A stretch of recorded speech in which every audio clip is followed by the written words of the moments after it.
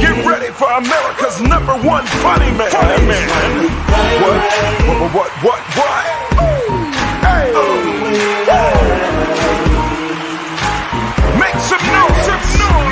Ladies and gentlemen, from LA to New York, Chicago to Mississippi, let's give it up for America's #1 funny man, Rodney.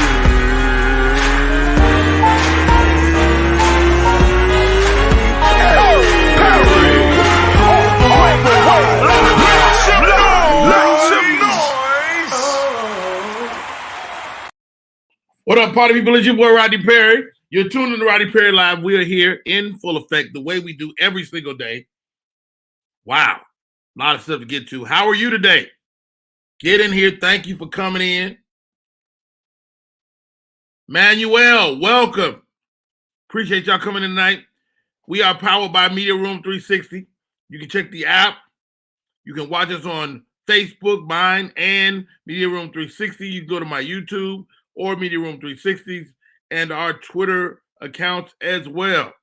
Or you can check that app. That app has some brand new stuff on it that's really dope. It's Media Room 360 TV. And how about this? While you're watching the show, you can buy a badge, I believe. There's some issues with that. Here's Williams. Welcome. John Hall is in the building. OMG. Let me tell y'all. Went to a concert last night, a mini concert. Place I smoke cigars at. The patio was celebrating their 3-year anniversary. And the patio, what's up, Keandra? The patio had its 3-year anniversary, and Quinn and the jukebox band were playing. OMG. This guy, this one man sings 80 different songs, from slow songs to fast songs. All the rap breakdowns, the singing interludes, woman parts, man parts. What's up, Murphy? I got to get Quinn on the show, man. The dude is just too freaking talented. I'm excited about the show today, though. You said, Rodney Perry, what's pissing you off? Okay. I'm going to share it with y'all, because I'm always upset about something. So I got my little refrigerator down here in the basement. I keep these in there. Icelandic waters. Love this water. Matter of fact, Icelandic, if you watching the show, I need me some cases of this shit. And I drink these. Now, when these came out, these little body armors, Steph Curry was a sponsor. They taste great. Guess what? These motherfuckers, I'm sorry, I mean to cuss. It tastes like water now. I'm going to drink it, but I ain't happy about it. It used to be nice, had a nice fruit flavor. Not no more. I don't know if y'all been paying attention to Instagram. I don't know if y'all been paying attention to Instagram, but I was on Instagram yesterday, and Instagram has an option now. They may have pulled it back because it was working last night. It's not working this morning, where I can stream the show, not only to Facebook, not only to Twitter and Twitch and YouTube, but I'll be able to stream the show to Instagram as well. That is coming, folks. It was up yesterday. I think it was kind of hunky. They pulled it down, but oh my God, what a game changer. We'll add all of my Instagram followers as well. You guys on Twitter, you guys on YouTube. Wow, gonna be dope. Super excited about that. John Hall, Murphy Chambliss is in the building. If y'all would pull up from the Ground Up Productions podcast, why would I do that, John Hall? Don't come here advertising your shit without asking. I don't give a damn, though. Welcome. Go check it out. Call from the ground up. I'll check it as well. I can't look at it right now, John, because I'm motherfucking working. Okay? Right there. Todd Gibbs is in the building. It is time to welcome my co-host. I don't know where he at. He always look like he doing some fly shit. He looks like he been held hostage. Welcome to the show. Great guy. I've had the pleasure of not only hanging with him, but him and his daddy. I know Reggie Jr. and Reggie Sr. Ladies and gentlemen, the Reggie Jr. What's up, brother? What's up with you, man? Do I look like I'm being held hostage for real? Man, I was looking at you, was getting set up. I was like, what they doing to him down there? Man, I had to get just a look, man. Shout out to the impromptu house setup. I was ready, but man, I woke up a little late. You know what it's like, man. Rock star life. I didn't go to bed. I basically laid my head on the pillow for about 30 minutes. I was like, I got a very important meeting this morning, man. So I'm happy to be here, sir. Hey, man, thank you for making it, bro. Andromeda is in the building. She sat in with me yesterday. Girl is a fool. Okay. Andromeda said she called her mama and her mama's boyfriend doing it, and she beat the man up. Oh, man. What did the man do? It was consensual, right? He was destroying her mama. That's what he was doing. Oh, okay. She was terrified. It's sometimes hard for a little girl to see. And I get it. I get it, man. You don't want to see nobody pummeling your mama. But anyway. Susan Atkins is in the building. Let's get into the show, man. Are you familiar with Cynthia Bailey? Cynthia Bailey. I've heard the name. Well, tell me what it is, sir. I know you're going to. I'm about to. So Cynthia Bailey is one of the Real Housewives of Atlanta. She married a gentleman named Mike Hill. Mike Hill his fame comes from, he's a sports commentator, right? I'm familiar with Mike Hill. Mike Hill is on Fox. Mm-hmm. So good guy too, really great guy. And I want to say a year ago, him and Cynthia get together, and maybe a year and a half, maybe two now. Married, the whole nine. Man, I'm gonna tell you like this, Reggie Jr. Yes, sir. I've been married 26 years. When I see couples that be too publicly lovey-dovey, they catch a brick. You know what I mean? You can't put on a show. You can't put on a show with love, man. You can't do it. Hey, man, talk to me. I know you're a married guy, man. Like when you see these couples, what come to mind, man? Because they just was way too like. Yeah, and I'm familiar with Mike too. You know what I mean? When I was a sportscaster for like 7 years, Mike is actually one of the people I reached out to one time, man. He responded to me. You know how that goes sometimes. Just randomly reach out to public figures. So yeah, real good guy. When I saw I was not familiar with her. I've seen her face before, but he looked genuinely happy. Who knows, man? But you can't put on a show with love. Love is, somebody who's been, your wife as long as you have.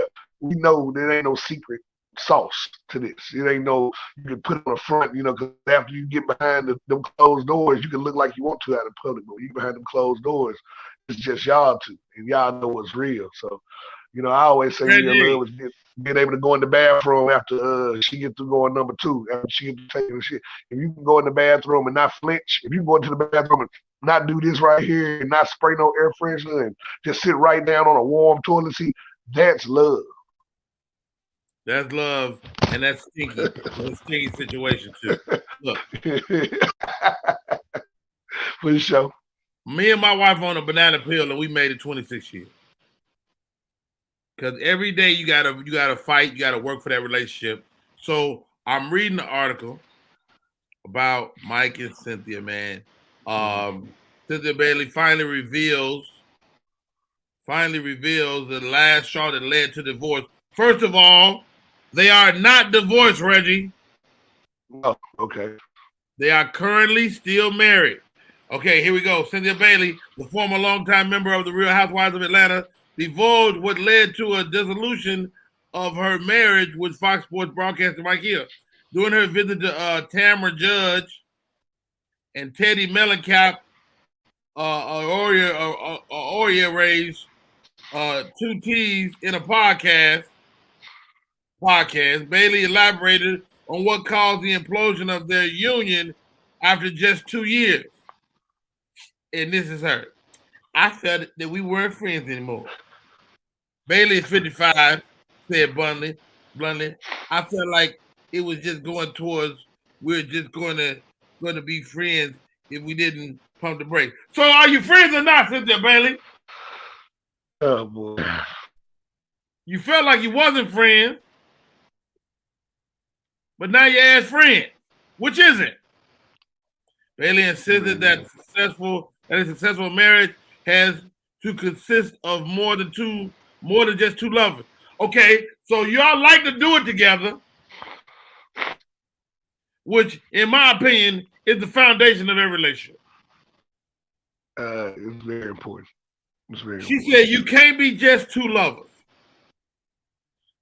Like, love is great, but friendship has to be there. I truly want to be with my best friend, Bailey said. I do have good days and bad days, Bailey answered when asked about how she's doing with the split.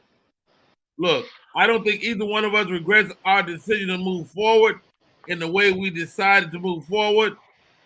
But it's not final. We're still going through the process, so we're still technically married. For me, there's still a lot of respect there, so Mike is still my husband. Yo. What the hell, man? What do women want? Ladies, what the hell you want? He my friend. He not my friend. He's a great lover. But I want us to be what the hell? Now I know folks gonna be listening, man. I think it's a male point of view. I don't know what the situation, but I know that she the one out here talking. I ain't heard no quotes from Mike Hill. I would like to hear his quotes. You know what I mean? I would like to hear what he feeling, because that's the telltale. She out here 1,000 words a minute. Man, Mike probably at the house broke up. He probably at the house broke up because, believe it or not, ladies, we end up carrying real hard, especially in these certain newlywed situations. That's why you ain't heard no quotes from Mike. That boy sitting in a shower somewhere in the dog with a candlelight. Man, let me tell you something. Let me tell you something, Reg. Mike's so lucky to get out of this thing. This lady is obviously a maniac. Andromeda says, I think she loves the idea of marriage, but doesn't want to do the work. Come on, Andromeda. Yeah. They shouldn't. Hold on. What Alfreda say? Alfreda say they should have stayed friends, in my opinion. Look, they seem to have a great life. I think more than anything, they was just too public, man. Murphy, we gonna cry in the car. Yes, we will, Murph. You know, men take bricks, but how about this? Men don't stay down. No, like no. Best way to get over an old woman is to get a new one. I said it. I was about to agree, but I think a little shh on your line a little bit, Red. Oh, okay, you are? Okay, then. What it is. That a little better? That better? Yeah, it sounds okay. It's like, you on the earbud? Yeah. Want me to take those out? Maybe that might help, because I'm getting it's not your thing. It's like the audio. How about that? That better? Mic check 1 2 1 2 1 2. Yeah, I'm here. Yeah, I'm here right now. So okay, I don't know. That sounds okay for the time being. Okay then, man. It's some Family Dollar earphones. I'm gonna take them back. I ain't mad at that. I got motherfucking 7 of them over here. I take them off the door. All right. Up next, course, Sherry Shepard has a brand new show. The show is doing great. Jerry the Great say, sound like you on the next tail. Don't do that. Don't do that, Jerry. Next day of church. Next day of church. Don't act like that. How about this? What was I about to say? Oh, so Sherry Shepard has been accused of fat shaming. Uh-oh. Now, Sherry Shepard is an ex-fat girl. Right. So Sherry has a guest on. Let me just read the story, man, because these little people be wilding out, man.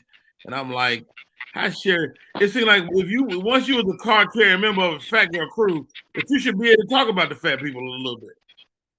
Somewhat, but the fat community is very fickle. They fickle and they sensitive, man. There's so many sensitive people. So Sherry Shepard is doing her show. She has Marlo Thomas on. Remember back in the day, Marlo Thomas was that girl. Right. 1966, 1971. Marlo Thomas is old, man. 80-something years old. During the interview, Sherry says, I interviewed you before you did my show, blah, blah, blah, and you were heavier. So now, Sherry's staffers are in uproar, because they're saying she fat. Are you fat shaming somebody if you tell them, hey, your ass used to be fat? Right. I don't know, man. You don't know? Reggie, you know. No, what I'm saying is that I'm a big guy. You know what I'm saying? I don't usually use the F word unless I have to. You ain't fat though, Reg. You not fat. And men take a lot more to be fat. And she didn't say fat. She didn't say fat. She said your ass was big. Man, I feel like you said we live in a sensitive time in general. So if you feel offended in any way, you can find offense in anything, man. It's all about your perspective, and you caught her on in between a hunger. You know what I'm saying? Because sometimes people get a little hungry. What's the little Snickers commercial? You ain't yourself when you ain't, you know what I'm saying? You ain't had a little snack, man. Might have caught her in the middle of not having a snack. Losing their weight. I don't know, bro. People just sensitive nowadays, anyway. Hey, man. Our other co-host is the audience. And do me a favor, when I'm talking, mute me, because that's what I'm hearing. My feedback on your side. On my side? Yeah, so when you talking, you sound great. When I'm talking, I can hear it. Okay, then. That's why I took the headphones out. I got you. Okay, maybe check I one. got you. Check 1, 2, 3. I don't know. All right, I'm gonna knock it down a little bit. Yeah, man. That better? Maybe that check 1, 2. I still hear myself in the background. Okay. Just mute it. Just mute it when I'm talking. All right, I got you. Talking it back and forth. All right. Murphy says, hey, Sherry Shepard is an ex-BBW. Okay, Murph, I'm not going to get into this with you. Sherry, ain't nobody talking to you. All right. Welcome to the show. Amir, A-Rock Silly is in the building. What's up, Rodney? Reg, how y'all doing? Amir be killing this little avatar joint. I see you. All right. Murphy has a comment. I think Sherry still got that big girl head, though. Now, there we go. Now, that's offensive. That's offensive as hell. You hear me? All right. What that drama they're talking about? People, when they are big, let's not act like we don't have eyes and mirrors. I knew when I was big. Look, I'm currently big. And I know it. And I'm not like on some stuff where I'm like, Candace not here, Victor. Stop speaking to her. She's on a cruise. You ain't say shit to me. Come on, Vic.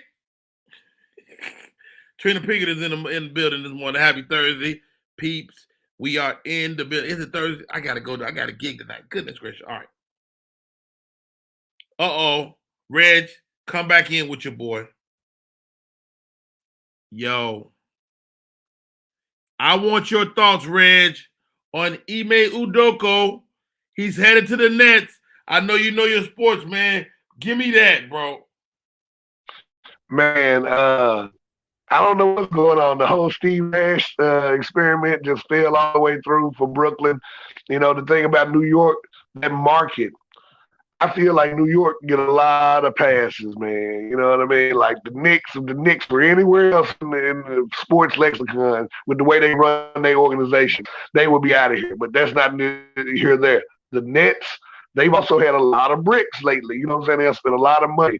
They had Russian billionaire owners. They had, you know what I'm saying, regular American owners, and they haven't got it right yet. They thought Steve Nash was going to be the splash that they needed.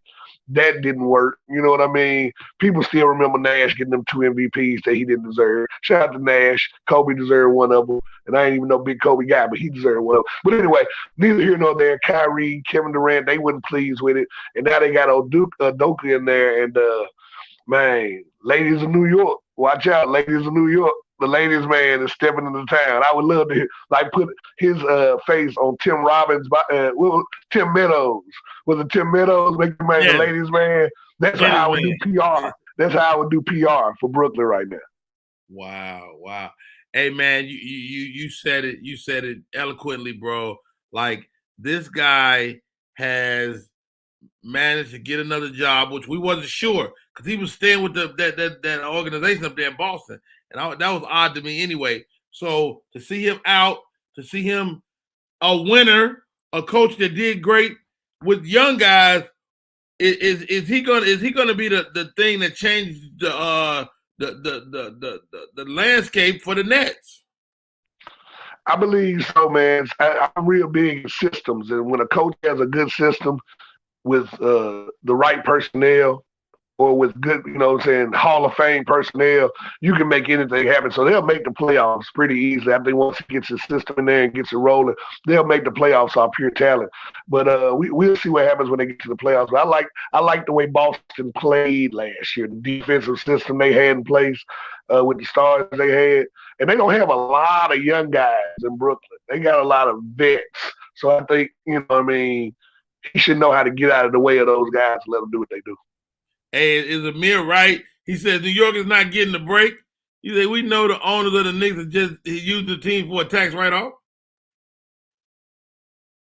They would have been in Seattle 7 years ago if they were any other city. It would have been the Seattle Knicks, and that's how they run their organization. But you know, it's all about New York, baby. Top 2 market in the country. So what do Elon Musk own?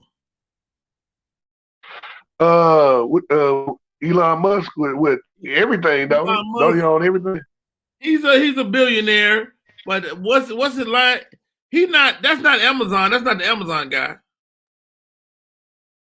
My bad, Tesla. Tesla is what he Elon Musk is a Tesla guy. Well, you know he just bought Twitter. Right.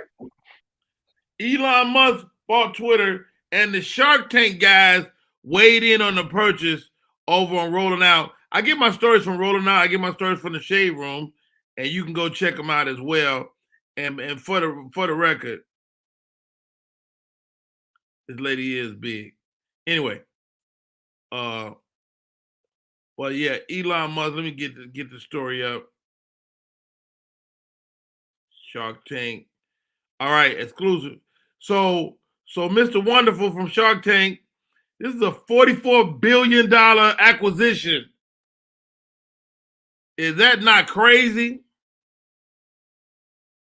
I just need about $78, man. If I get $78 from my boy Elon, man, I can go and get this little tie rod in on my car fix, man. So if Elon check out the podcast, man, throw me like $78 real quick, man. That's it, man. Just a little pocket change.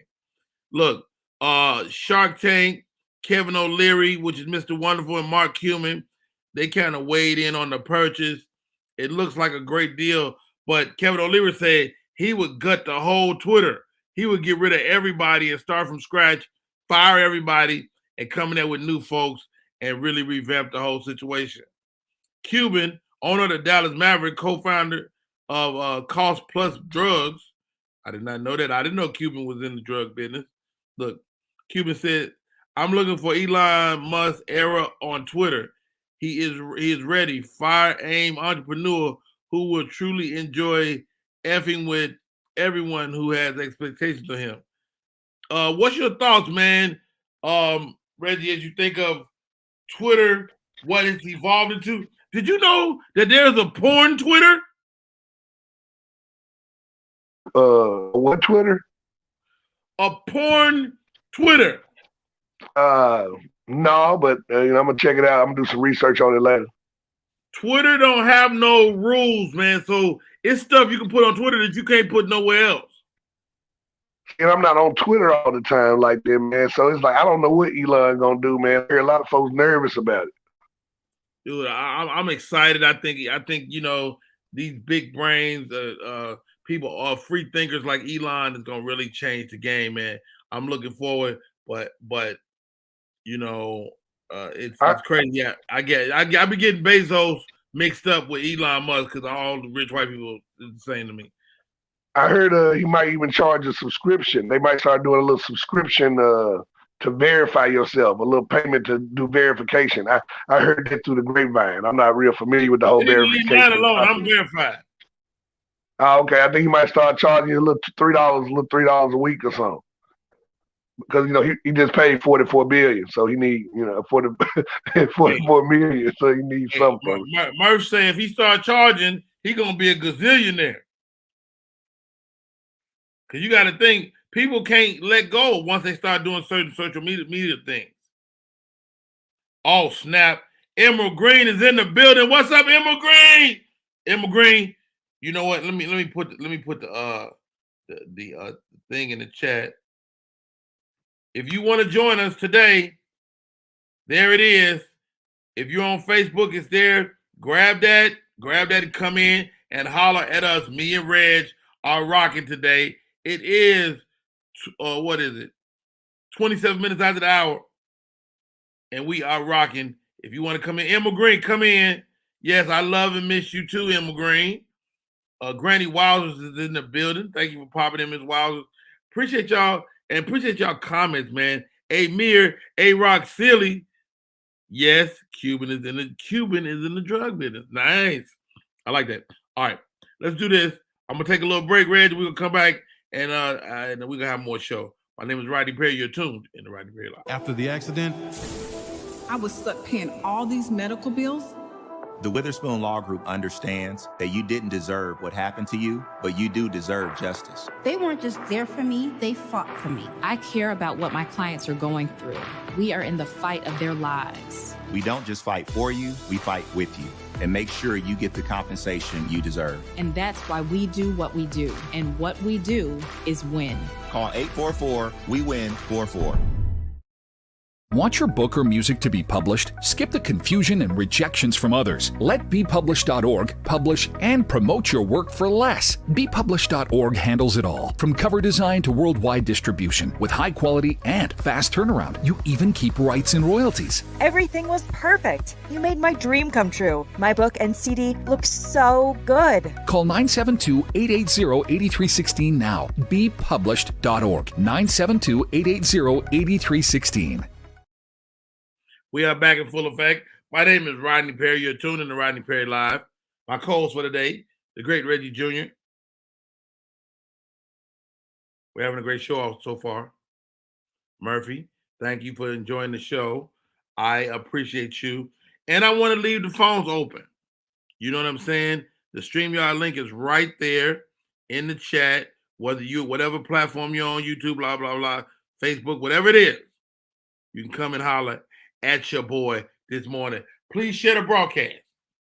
If you haven't already, share the broadcast, man. We really appreciate that. And that helps our numbers. And your comments. Your comments help as well. Latrice Harris is in the building. Oh, look at that face. Somebody got their face beat on their little avatar. Better shut your mouth.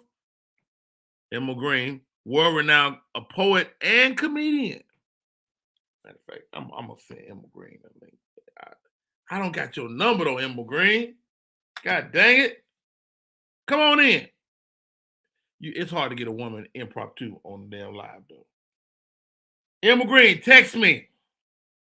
Cause you know women don't be ready to be seen. You know, me and Red come on the month. We just our face is what it is. But Emma Green, no. All right, he's back. The man, the myth, the legend, Mr. Reggie Jr. Yeah, man, I tried some different headphones. How do you sound? Excuse me. That sounds Am I a little much better. Stop right there. He's at the job in corporate America looking fly.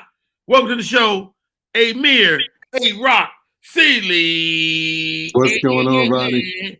Hey, Amir. Hey, you a New Yorker. Let's talk about it. Ime Idoko coming to town. Everybody put your ladies away. Sure. You know what's so interesting about that whole process? You know, obviously, whatever happened, and we all, never gonna know the story for whatever reason. But what was really wild was he did such an amazing job, obviously, with the Boston Celtics last year. So to be in the space that he was in, having proven himself, having been one of the new up and coming superstars as far as the coaching game goes, and to have things go left, it's just crazy. But I know, with beat to, oblivion, the fact that everybody was talking about in regular jobs, in regular situations, people sleep with each other on jobs. Nobody's saying it is right, but it does happen.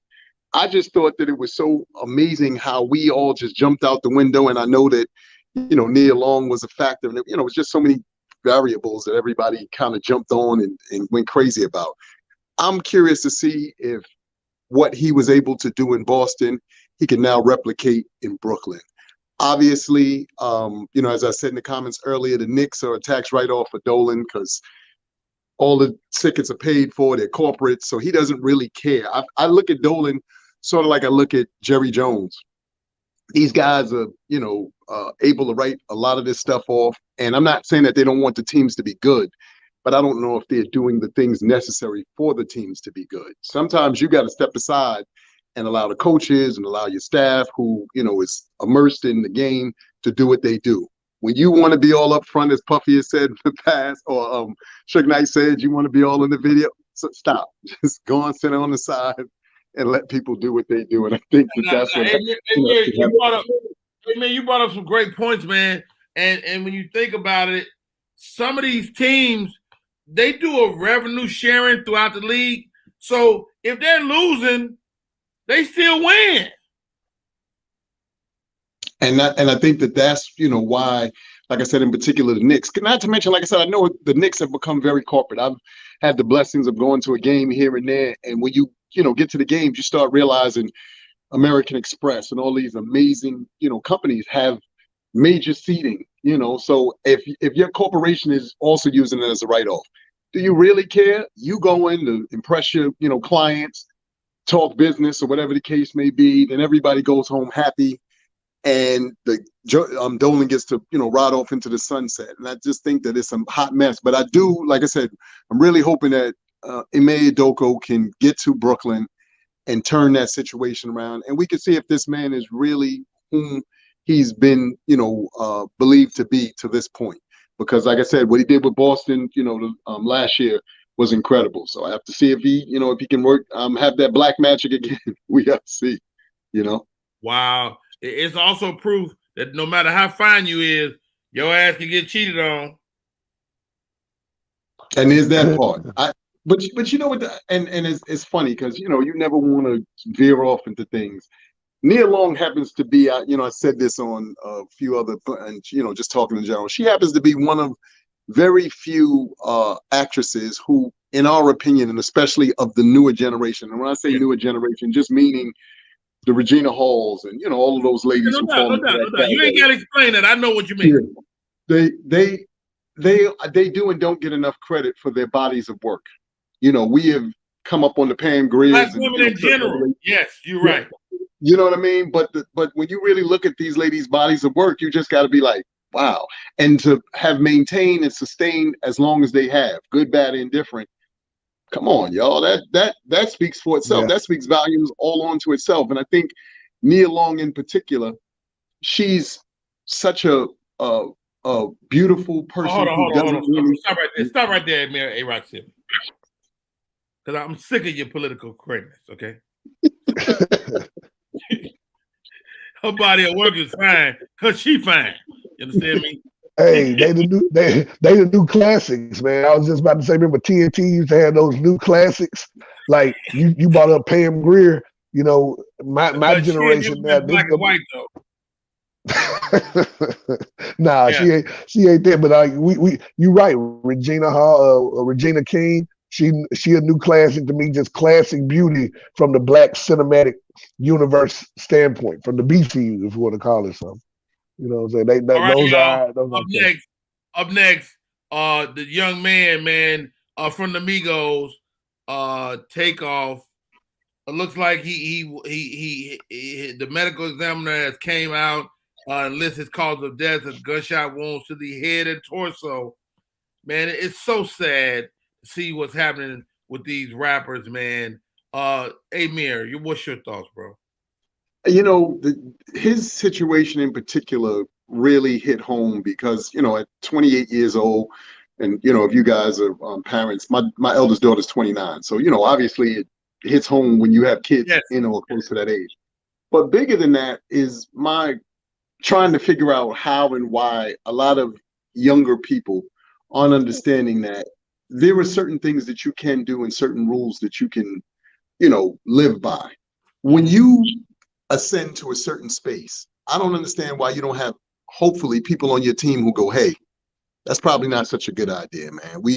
We're in a different space now. It's not that we don't want to, you know, be a part of the community, but we're in a different space. We got to think differently. Let me ask both y'all this, man. Let me ask y'all this. Where are you at on guns in the crib or guns, period, guns on your person? Are you guys gun guys? Reggie? No, I'm not a good dude. I guess with the way you know, we're looking like the wild west out here now. I'm just watching people with a gun on their hip on the holster in the Walmart now. So I don't know if I need to gravitate to it a little more, but I'm personally not a gun guy. I've been to the gun range a couple of times, but they really ain't my shit. But don't run up on me though. Don't do it. Hey, Mir, are you a gun guy? Because I talked to an OG one day, and we was talking. He said, Rodney, when I stopped carrying a gun, I stopped having problems. You know, is the idea of having a gun creating these atmospheres? Because if there wasn't no gun at that dice game, everybody walks away. True. You know, first and foremost, I'm not a gun person.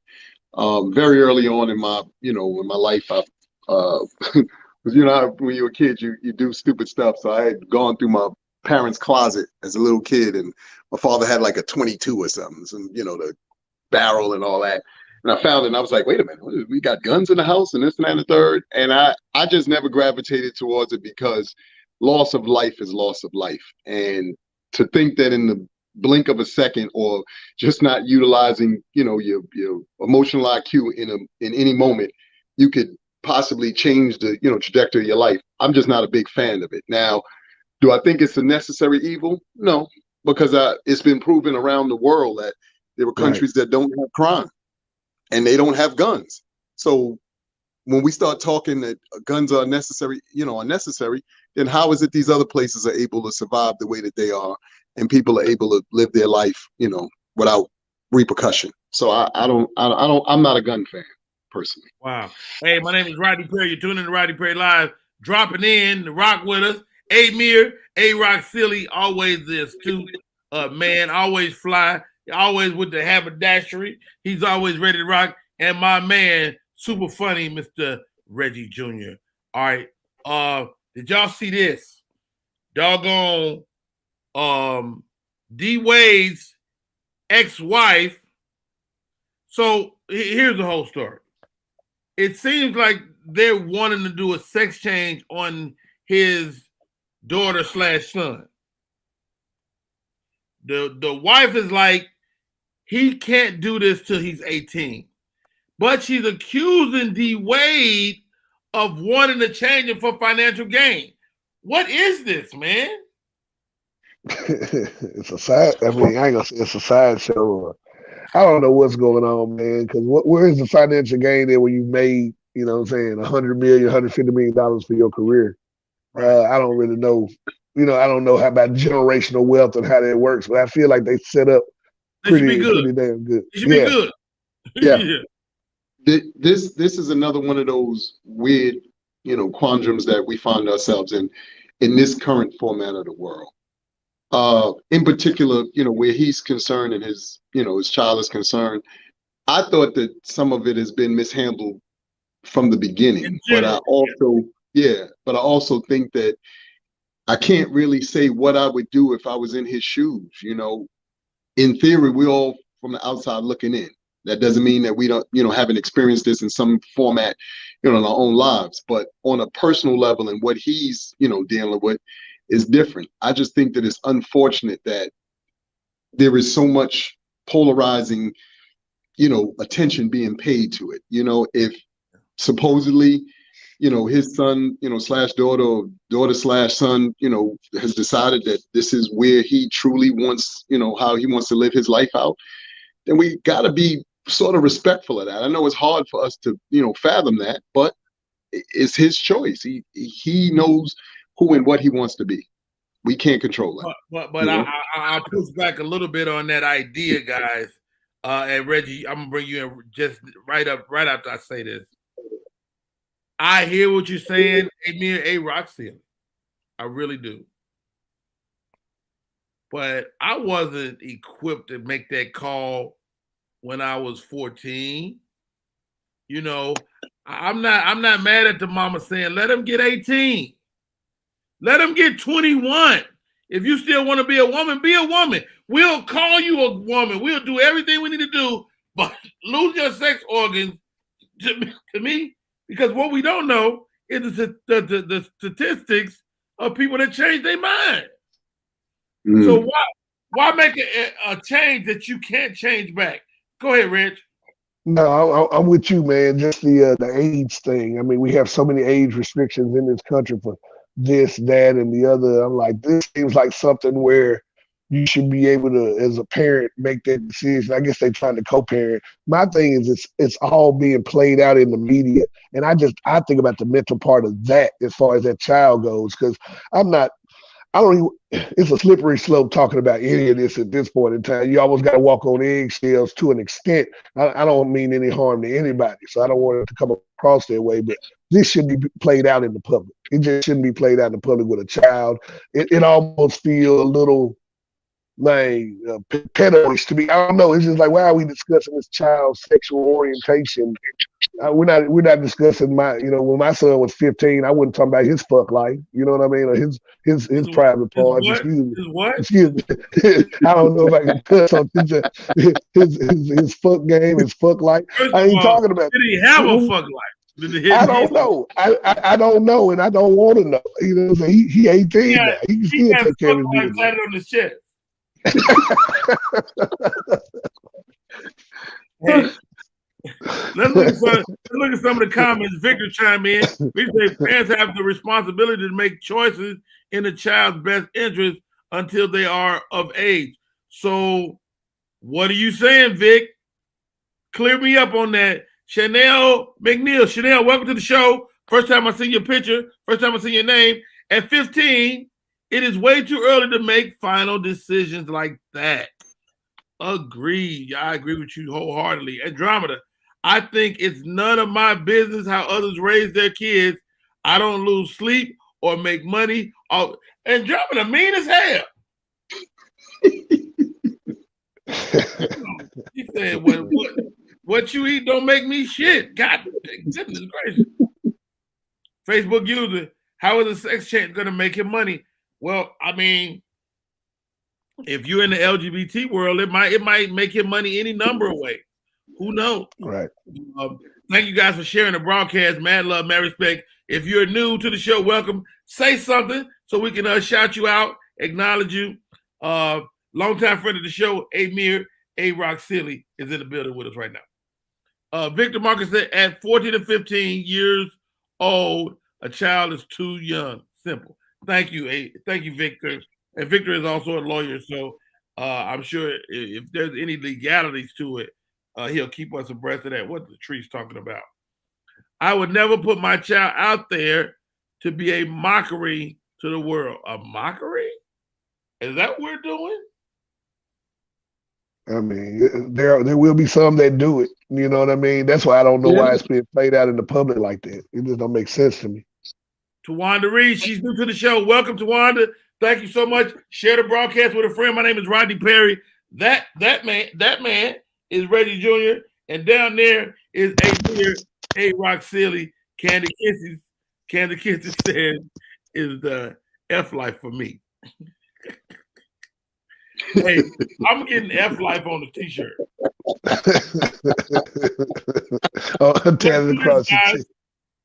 We played a game yesterday that was very dope.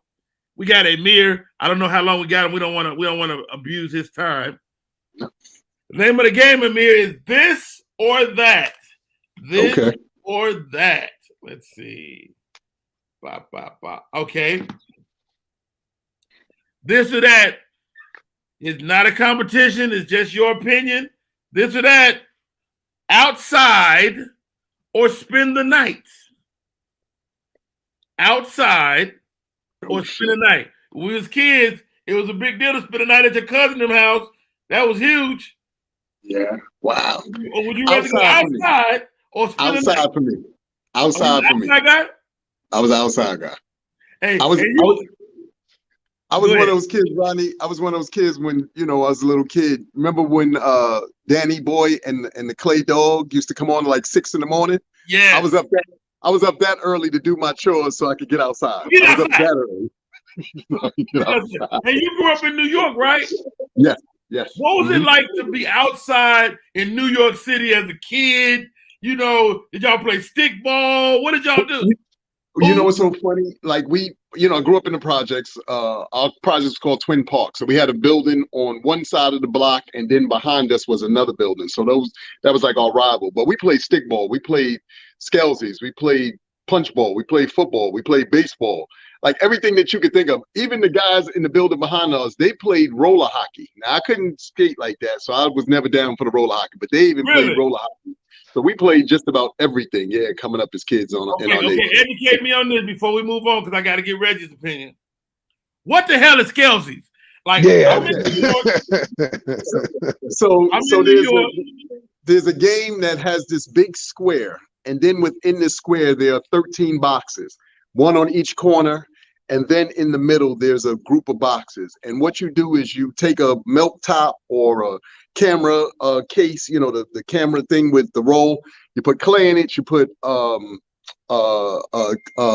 candles in it, whatever.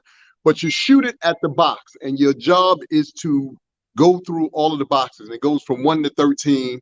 And after you go through 13, you pop in the middle. It's the 13th box. If you get it in there, they have what's known as a killer. And then you're now able to knock out all of your competition by hitting their top. So it was a really dope game, but it was like crazy when you was a kid. Like everybody couldn't get enough of that. So shouts out to G2 Funny pulling up. Latrice is in the building. Avis, let's go. I'm gonna come back to y'all, but I gotta get Reg. Reg, we pitch pennies.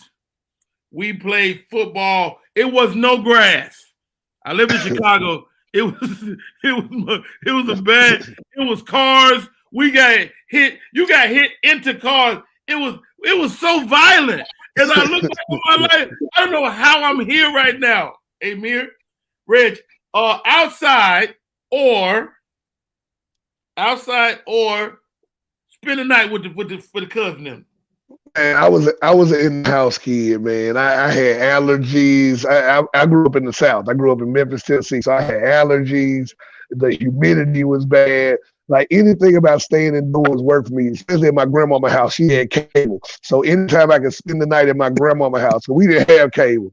They had HBO and Cinemax. Shout out to grandparents, you know what I mean? And of course, if I say Cinemax, you already know what's popping. So I'm trying to spend the night on Friday night. You hear what I'm saying? I ain't saying that, but I'm saying that. You watching Cinemax as a kid? Hey man, we talking about Dwayne Wade's daughter. We talking about, yes, I was watching. You had a real F life. You had a real F life. Yeah, I was down. I was down with that TV on mute. You know, I had that TV on mute, and then I had my hand on. See, I was 80s baby, so I had previous channel or flashback. I don't know if y'all know that. You hit that flashback button. You know what I'm saying? And get that off there, and QVC always be on. I know my grandmama knew what was up, though. You know what I'm saying? With QVC be on at 11:45 at night. What are you watching at QVC? I was looking at this brooch, grandma. I'm looking at this brooch. They got this brooch going. I'm gonna get you a brooch. Somebody give grandma whatever she wants. So hilarious. I'm gonna spend the night here, man. Forget it. I did play curveball though. Curveball. That was my favorite game. Well, one person stand on one side of the street, the other person stand on the other side. Usually a residential street. You take a basketball or a dodgeball type ball, and you throw it across, and you try to hit the curb and make it come back to you. And the more times the ball hit the curb and come back to you, you get a point, and you get 5 points. And if it go over the car, if a car come down the street, you be like, car, you throw it over the car, you get double the points if you hit the curb when it go over the car. That is amazing. Dude, the stuff we did. It's curveball. I've never heard of no damn curveball, but that's incredible. Yeah, it was fun, man. It was a lot of competitive games. Man, we did a lot of stuff just to keep your mind engaged. Okay. Mm-hmm. OMG. Well, let me make sure I'm keeping my time. Let me get back. All right. This or that, bow legs or pigeon toes? Well, look, I'm an 80s baby. I grew up in the bow leg era, so that bow legged was everything to us. Like and you know what's so crazy? Especially in New York, it went for both sides. Chicks loved the dudes who were bow legged, and guys loved the girls who was bow legged. So that was girl got a gap. Oh girl. She got a gap. Oh man! Hey Reggie, bow leg or pigeon toe? Oh yeah, I'm in the bow leg. I mean, I go for the bow leg. The pigeon toe thing. I mean, they're all little body deformities. We all got our little deformities, but the pigeon toe is just a little too much for me. I mean, it's just like that's the one where they pointed in, right? Your toes pointed in. They were pigeon toes. Very current. If you're not young, you don't give a damn about pigeon toe. But young girls always standing like that. Yeah. Like, I don't think they have corrective shoes no more. No, I don't think so. I don't think so. Dude, nah. We used to fake bow-legged. You would stand there like you was bow-legged. And now my ass is bow-legged for real. Hilarious. All right, here we go. I'd love to hear your thoughts on this one. This or that, hot Cheetos or potato chips? Just plain potato chips. No, just any flavor. Oh, any flavor. I'm not a hot Cheetos guy. I mean, let me say that. I'm not a real hot guy. I like hot fries. So if I had to pick something hot, I would go hot fries. Yeah, hot Cheetos just never did it for me, man. But hot fries, handicap hot fries. You say you anti hot Cheeto because you don't do hot. And yeah, I'm anti hot Cheeto. So I'm sour cream. I'm sour cream and onion Lay's. I like sour cream and onion Lay's. That was my favorite chip as a child. So. Sour cream and onion. Now, did y'all have a little lady that had the crib and you would go get hot sauce and do that? Yeah. Oh, I thought you were gonna talk about the candy lady. I'm like, yeah, we had a candy lady. All that was a candy lady. All that's candy lady. Oh, your candy lady handed out hot sauce? Nigga, our candy lady, you would walk in with your open bag of chips and have a big ass squeegee. You would push that shit down and it would put hot sauce on no damn thing. That's dope. Wow. That's dope. Y'all didn't do that? No. Hey, me and Face is hilarious. Nah, nigga, just you. But you know what? To your point, Rodney, like you said, to hear how other people grew up and things that they remember as a child, you just like, wow, that's definitely different because I've never heard of that. Like this is the first time I've ever even hearing of something like that. With the bag of chips, and you would be like, for like another nickel, you can get hot sauce. And she had the big ass jug from Costco or whatever, and she was hit you get one pump. Wow. I never heard of that. Me either. That's The entrepreneurial spirit of the candy Oh my lady and the God. candy man. You know what I'm saying? To Did y'all- charge did another y'all- nickel. This don't have nothing to do with the game, but did y'all go to the store and buy cigarettes for your parents? Okay. No, I didn't. The funny thing is my dad kept a carton though. Like he always kept a carton Okay. of cigarettes, some kind of way. Y'all was rich. Y'all was rich. You know- Hey, man was rich, everybody. No, my dad, the beauty of my dad is, he was a hustler of sorts. And, dad was always into something. The funny thing is, to this day, the real reason why I don't smoke is because of that. I remember I took a carton of cigarettes from him as a little kid, and I had all my boys, and we had a parking garage that had a up and a downstairs. Under the bottom of it, nobody really parked their car down there, whatever the case. So we made it like a clubhouse, and we took crazy stuff. Long story short, though, we take this case, and I give everybody a pack of cigarettes because all my boys smoke. I wasn't into smoking. We take the pack, you know how they do the tap in the pack and all, the whole nine. I took my first puff and I coughed for like 15 minutes. I was like, this ain't for me. And I never smoked again. Good for you. I will say this about the 80s, Rodney, man. Like, you had to be a tougher kid back then because, like, sometimes my mom didn't feel like going in the Exxon or going into the gas station, and she would send me, a child. So I didn't have to walk to the store, but I would go in the store and be like, yeah, I need a pack of Benson and Hedges Ultra Deluxe Menthol. I'm 9 years old. No big deal. But I had it memorized. I didn't want to mess up. Shout out, I want to disappoint your mama. Benson and Hedges, Ultra Deluxe, Menthol. I still got it to this day. It's mnemonically programmed into my mind. And my mama ain't smoked in 20 years. Cool Mile Short. Okay. She didn't want the long ones, but she wanted the Cool Miles. You come in with a regular Cools and she cough for the rest of the night. And she's still gonna smoke them. Wow. Right. Wow, this is great. All right. This or that. This or that. Goodness gracious. Movie theater or Netflix? Man, I'm a movie guy, man. Like, I love the theater. I don't know what it is. Back in the movie theater? Are you back in there? Not like I was before, but I'm always gonna run to the movie theater, man. It's the ambiance. It's that chance to escape. It's that chance to just be. What's the last movie you saw? I think it was a Marvel movie. I'm trying to think. Thor. It might have been Thor. Love and Thunder. It might be something like that. You ain't no movie guy. You ain't been to the movie since Thor. I mean, we ain't Thor drop. Thor dropped 2 years ago. No. Thor dropped during the pandemic. No, the last Thor. I think it was like maybe 2 months ago. I don't know, man. No, nigga, you ain't seen Thor in a year and a half. But they've been spoiling us. They've been spoiling us with the HBO Max. They've been dropping everything at home. I think they're trying to keep us out. But that's what I'm saying. Not necessarily Netflix, but would you prefer to stream versus go to the movie theater now? I'm a stream guy, and I'm gonna tell you why. I hate the people who are in the movie theater who are laughing at 4 frames ago. You ever be in the movie theater and somebody's still laughing and something happened?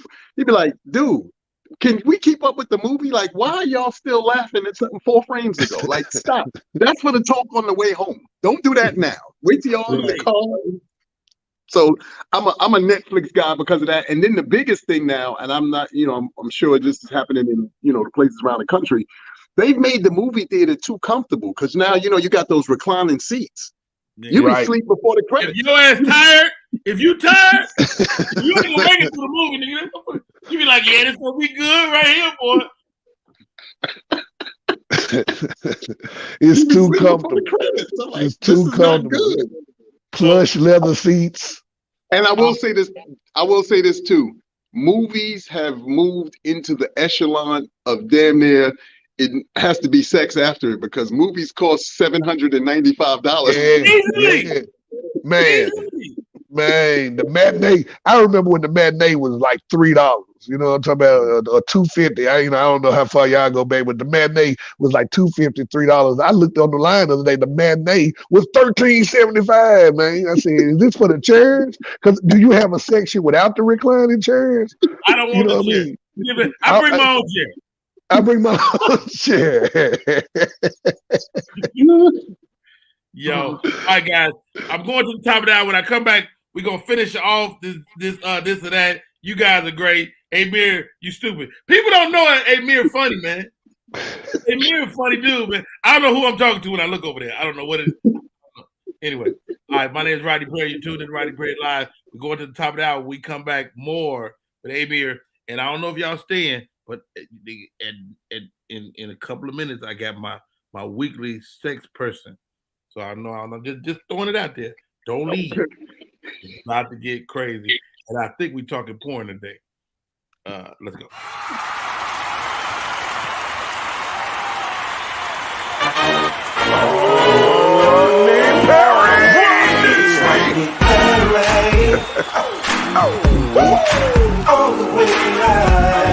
Get ready for America's #1 funny man. What? Hey. Make some noise. Ladies and gentlemen, from LA to New York, Chicago to Mississippi, let's give it up for America's #1 funny man, Rodney.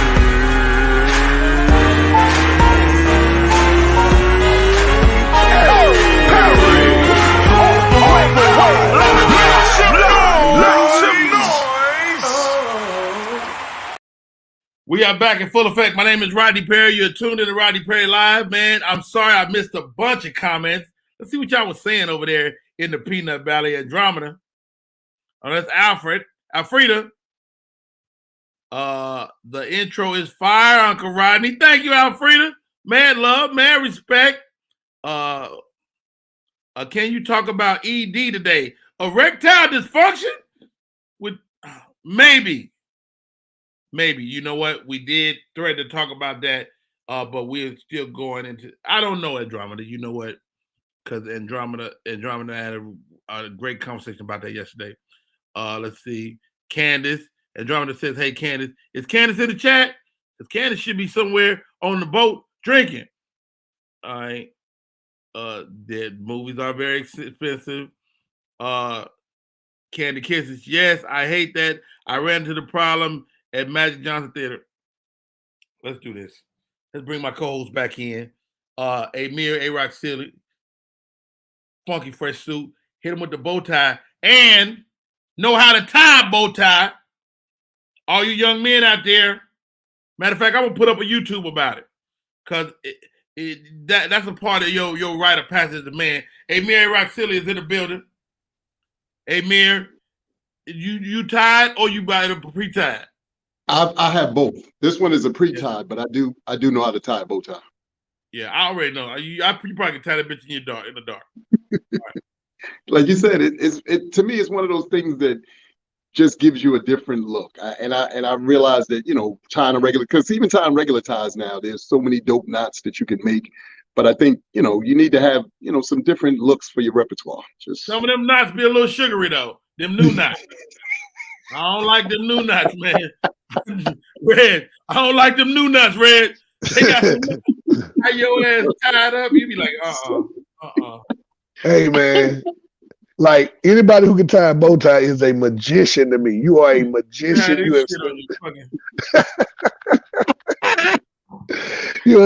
have studied the mystic arts if you can tie a bow tie to me. I never learned. The half Windsor. I conquered the half Windsor and I stopped. But then the double Windsor is just you just do the other side the same way. Yeah, man. I learned one way. My granddaddy showed me one way. He was born in 1926 in Mississippi. I think he knew one way to tie a tie, and that's the way I do it. So I definitely need to sign up for y'all courses. Man. All right, guys. Here we go. This is that. Yeah, you guys are entertaining too. I got to tell you, Monopoly or the game Life. Oh. Sign me up for the game of life every time, man. Because the game of life. Hey, we bought it. I think my son was like 5 or 6 or 7. I don't know, somewhere in there. We bought it. We played it like 4 times. It took 40 days to play the game 4 times. They didn't tell you the game of life take life. You know what I mean? It take the period of life. Yeah, it took a lifetime to play. But when it was all said and done, man, I had a car full of little pink and blue kids and wives, and I don't know, man. And I won. I won life. I went the college route. So I did what I did in real life, and I won. However you play that game is how you play life. Right. Yeah. And I ended up here on the Rodney Perry podcast. I feel good as hell. I'm winning on the game. Hilarious. ABA Rock Silly, Monopoly or life? Monopoly was a big one in our family. Man, listen. Look, I got some cousins till this day. We, played Monopoly. And they actually had another Monopoly game. So, you get to land on more money, more chips. Yo, they pulling money out of everywhere. Hold on, let me go to the record player. Wait a minute, dog. What are you doing? Hey, no. So Monopoly was a huge part of my, growing up. That was something that my mom, always allowed us to get together as a collective, myself and my siblings, and we had a blast. So I'm a Monopoly guy. Wow. Hey, such great games, man. And I don't know if any new games are coming to supplant the, like, we have game night. I got stuff here that I play, on the air. Matter of fact, we might even jump on this comedy hype game today. And it's all kind of cool games out there. But man, we grew up on some good ones, man. That game of life, Reg. I had, let's say, you had little pink kids and little white. Yeah, you care so much about them little bitty things while they yours. You know what I'm talking about? Your little car, and you know what I'm saying. You get the job. You had the mansion or the house, and I don't know, man. I don't know how much it prepares you for real life, but it's something. You know what I'm saying? I don't know. It's something for real. It's a Monopoly for us. First of all, y'all know me. I'm ultra competitive, but everybody in my family is. So this is. We about that life. Hold up, 5, 6, 7. Your ass go to jail. We be happy to send your ass to jail. True story. What was your favorite symbol? What was your favorite I'm the shoe or the thimble. I was the hat. I was the hat or the car. Either of those two. That car was cold though. Yeah, that car was cold. I like the hat. I'm a top hat guy. I wouldn't move my car. I would drive it. Yo, it taught you about utilities. It taught you about going to jail. It taught you about cheap property versus primetime real estate. Yes. It was a lot. It was. And it taught you how to count too, for a lot of us, because it's funny now. If you go to some of these stores and whatnot, it's kind of amazing to see how kids unfortunately can't count. So you look and you're like, wow, we really learned how to maneuver money and stuff like that. So it is. Yeah. All right, I'm about to give y'all one. This is impromptu because you said count, and I was like, oh, I got to put this one in there. Dominoes or checkers? Now you a checkers guy? I'm a checkers guy because I never really understood dominoes. I'm just gonna be honest, from be honest about myself. So I'm a checkers guy because I watch dominoes, but I didn't really understand it. So but I love to see people who know how to play it though, because I think it's so dope watching the the mentality, like you said, the counting and everything. I'd be like, okay, Yeah. I keep some dominoes. Hey. Got my domino right here. Hey, that remind me of the story. On set. We was on set together. And Mr. Perry, we was on set. We were in between breaks. We was in between scenes. They were setting up the shots. And Rodney came up to me. He said, "You don't know how to play dominoes?" I said, "No, sir, I do not." And I remember you set me down and you were about to give me the best domino lesson of all time. And I think Pierre was like, "All right, man, y'all stop playing around. Come back to the set." And that was the closest I ever got to learning dominoes. Right there. I'm a checkers guy. Y'all are checkers guys. Yeah. So the question is, do you double jump? Oh yeah, double and triple and anything else that I could come up with. Look, I couldn't wait to figure and get you in a position where I hit you with either a double or a triple, oh my God. You King me, nigga. I wanted that king so bad. I wanted as many kings on the board. I was trying to get to that. That's all I do. Get to that back row. Get to that back row and get them kings. Tawanda says she loved checkers. And so I had a stroke 6 years ago. And my brother was at my side the entire time. And this how I knew I was gonna be okay. Because I was whooping his ass in domino. Now the first day I thought he was letting me win. But the second day, I was like, this nigga was mad. He was like, how you beat me? Your brain ain't working. I like it's coming back. It's so funny. I'm not sure if either one of y'all are familiar with this game. Have either one of y'all played Othello? Oh, remember the one with the black and white tiles? Mm-hmm. That was another big one. I always wanted to play it. I think I played it maybe once, but okay. It's a dope ass game though. It's like chess on steroids. Oh, yes. Okay. Yes. You really have to, pay attention to the board.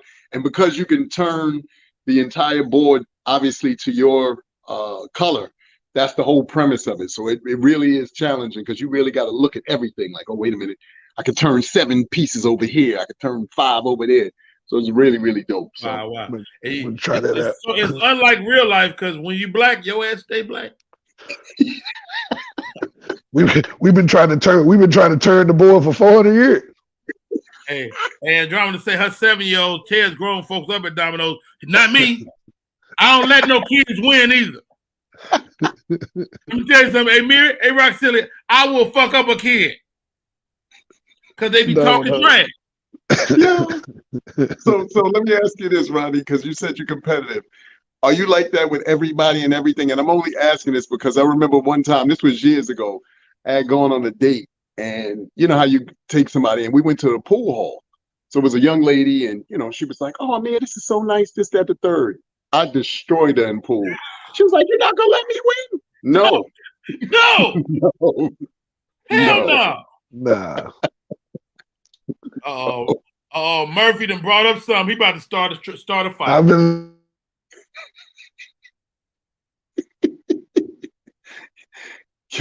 Before we bounce off this subject, Reggie Jr., are you a spades player? I'm more of a spades spectator, but I can play. You know what I'm saying? I just prefer to watch others play spades because to me, spades is a spectator sport. I want to. So don't take my idea. You know what I'm talking about? But the World Series of poker, man, we had the Super Bowl of spades. Man, I think you would see entertainment for hours on end if you get the right people playing on teams. So I enjoy watching. I've never reneged. That's my spade claim to fame. I've never reneged. I'm so proud of it. Hey, Mir, you a spades player? You look like like one of them cold spades dudes. Yes, sir. The funny thing, I learned spades when I was in camp because as a kid I didn't like to go swimming. So I would always be with the counselors, and I was like, "Yo," that's all they did was play spades. So I learned to play spades from the counselors. I was a little kid, and I was around them, and the throwing it down and all this stuff, and I was like, "Oh, okay, wait a minute." So I love some spades. Yeah. My daughter came back from college, and she said, "Y'all failed me."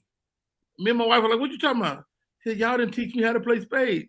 She said, "I'm up at school and I don't know how to play no damn spades." I was like, "Wow, you never did really play." She just didn't play with us. Like Candy's son, he got in there with us. Candy swear we be cheating with me and my wife. Your significant other is your partner for life. Right. Me and my wife put hands on Candace and my younger brother. These two people, Candy and my little brother Charlie, hate losing to Rodney Perry. Like, I don't even brag no more. I don't even brag. I just go, hey guys, come on, hey. Oh, here she comes. Here she comes. You supposed to be on the ship. He's a cheater in all game. Call me a cheater. I don't cheat. If you ain't cheating, you ain't trying to win. All right. Couple more. We down the home stretch. Wow, this is a tough one. Guys. We got a comedian on the panel. Bernie or Robin? Bernie Mac or Robin That's I don't know, man. You go, Amir, because I need a second. You know what's so crazy? Like I don't even know, man. I think I'm gonna roll with Robin. Robin made such an impact on my life. Hold on, Reg. Hold it. Go ahead, Amir. I'm gonna go with Bernie because Bernie for me was the quintessential everything. He was like that uncle who, you go to the family gatherings. He always got that one uncle who could dance, he could sing. He just was entertaining. And I feel like Bernie Mac was that guy.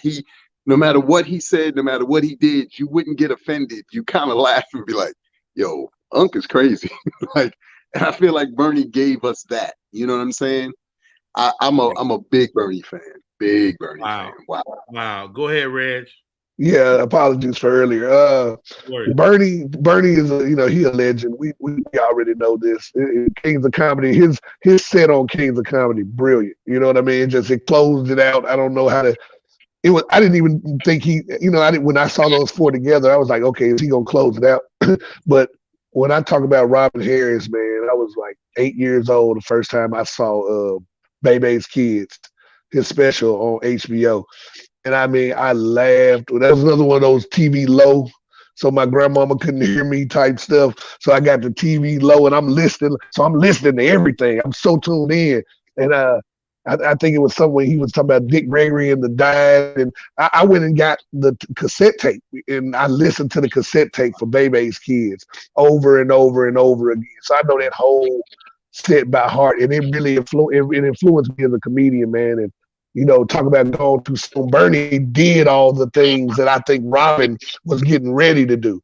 What Hollywood was about to do with Robin, that's what Bernie ended up doing. So it was a continuation with Robin Harris and the way he could just work a crowd and control a crowd with crowd work and still give you the almost stock humor, but it wouldn't stock because he put his spin on it. So, somebody put some in his mouth, my simple stuff. I'm talking about little stuff like that. If that's stock, it still might be his. Right. First person that said it. True. Wow, man, such great commentary, guys. For me, I don't know if we get Bernie without Robin. Right. True. Robin was set to host Def Jam. Just give some context, which would have changed everything. Robin was an actor. He was in movies. Like you said, Bernie went a lot of places that he was going. But I think he's a little more marketable because at first they said they couldn't understand Bernie. And I think Robin was a little more marketable, though, so he might have had a chance to go a little further. But, man, I'm going to have to give my nod to Robin just because he's a little fat dude like me. That's fair. That's fair. Rest in peace, Bernie Mac and the great Robin Harris. Yes. All right. I got two more. This or that. Should I say this for last? I got a comedy one and a food one. Which one y'all want last? Let's do the comedy one last, since we just did a comedy one. We did. All right. Great Mexican food or great Chinese food? Ooh, wow. I'm gonna go with Mexican, and I'm gonna tell you why. I thought you were gonna say Chinese. I gotta be honest. I thought you were gonna say Chinese. But I'm gonna tell you why. So, first of all, Mexican food. To me, if a taco is done right, that meat is grilled perfectly, the taco is and all the salsa and all that is unbelievable. Chinese food, and this is me speaking for me, no disrespect to any Chinese restaurant or whatever, is always still just Chinese food. When you go to the places like P.F. Chang's, and in New York we had that really one upscale joint that was on the east side. I can't think of it right now. Mr. Child's. Yes. I still was like, this is just Chinese food. Right. I You're don't right. understand why I'm paying $1 million for just Chinese food. I'm like, I get this in the hood. Yeah. that's me though. So I was always like, it's still just Chinese food to me. But I'd say Mexican for me. All right, Reggie Jr. Great Man, Mexican food. Great Chinese food. I'm gonna be real. I'm gonna sound fat right here, but until I can get to the perfect Mexican buffet. You know what I'm talking about? Shout out to the Mexican buffet. I know they got them out there, but they ain't on every corner like the Chinese buffet. You know what I'm talking about? When a nigga was struggling on the road, you know what I'm talking about? Man, I'm slapping down my $10, and I'm finna sit there for 3 hours until the show starts, until I can get to the room. But give me the Chinese buffet every day, man. Me and my son just sat for 2 hours in the Chinese buffet, and they get real rude after the pandemic. The Chinese worker, they get real rude. Just kept on coming to the table. Are you check? I'm like, no, I got some more black pepper chicken to get. I was about to ask you, what's your dish of choice? Black pepper chicken, and it's a chicken on a stick too. I don't know if it's really chicken no more. They look like little squirrel babies, but you put enough teriyaki on them squirrel babies, man. Give me some chicken on a stick. Hey, at the end of the day, it's still Chinese food. No matter how gourmet it is. Yo, finally, this or that. My co-hosts are killing today. Oh my God. Here we go, guys. Kevin Hart or Cat Williams? Gosh. Man. Who want to go first? Who want to go first? Who want to go first? That's tough, okay. Man. Okay. I'm gonna go first. For comedy, for me, is Cat. Ooh. For the purposes of movies, for everything else, is Kevin Hart. And here's the thing: I'm not saying that Cat Williams isn't great in the roles that he's played to this point, because he's done an amazing job. But I think just Kevin Hart has somewhat more of a, to the point that you made a little bit earlier about Bernie and Robin Harris, more marketability and relatability to me. Wow. So I would take Cat for the comedy side, and I would take Kevin for the actual movies and everything else, But that's me. They in the comments. Somebody said, "Oh, we got a battle." Granny Wilder say Cat all day. Okay, Reggie Jr., you're a comedian. You wear the uniform. Who you pick? Yeah. I'm from a fan favorite, not from an analytical comedy mind, from a fan favorite. Okay. I'm gonna pick out two specials. I'm gonna say Grown Little Man, and I'm gonna say Pimp Chronicles. I don't know why I went there, because I know Grown Little Man was early.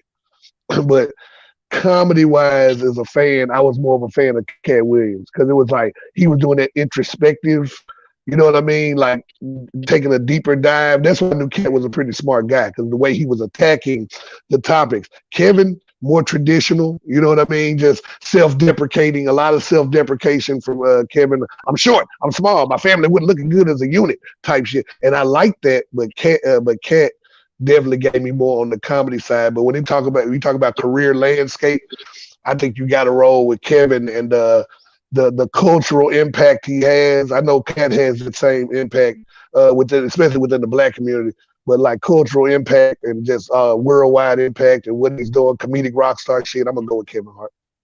Wow, Rodney Perry, what you gonna say? Wow, mm-hmm. You guys are both my friends. Yeah.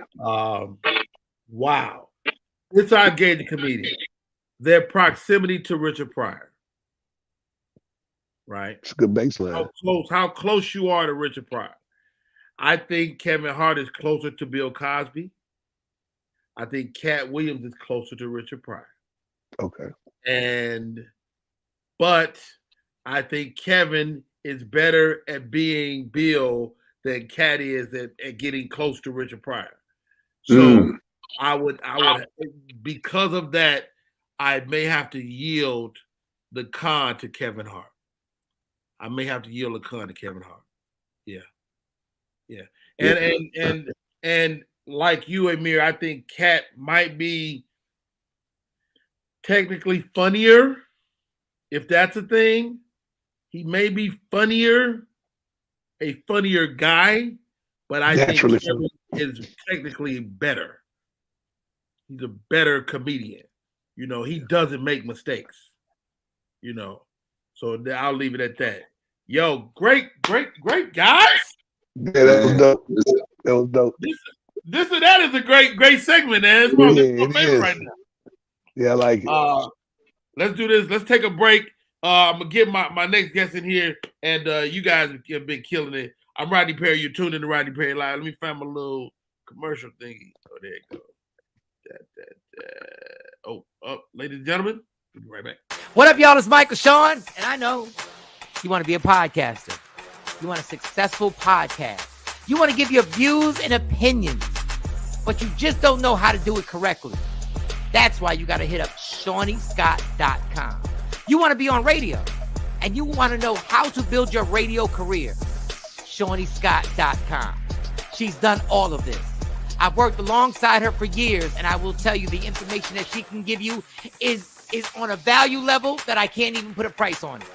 All you have to do is go to ShawneeScott.com. Your future, right now. That's it. Michael Sean. Yeah.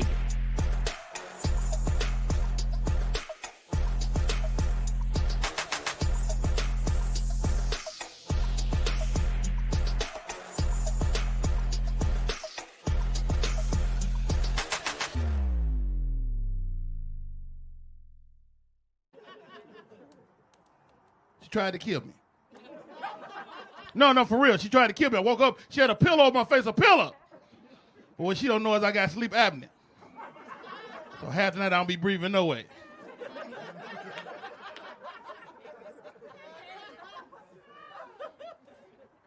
Found out stuff about my wife over these 200, 300 days. I found out my wife is passive aggressive. That means when something wrong, she won't tell you something wrong. You just got to figure it out. Okay, not only is she passive aggressive, she's also lactose intolerant. So she get mad, she won't tell me, she go downstairs and drink a half a gallon of milk. Now I gotta sleep through Beirut. Pew, pew. We are back. My name is Rodney Perry. You're tuning in to Rodney Perry Live. A little snippet from my own show. We are working tonight at somewhere in Atlanta, way out. Shit, I don't want to go, but I'm going.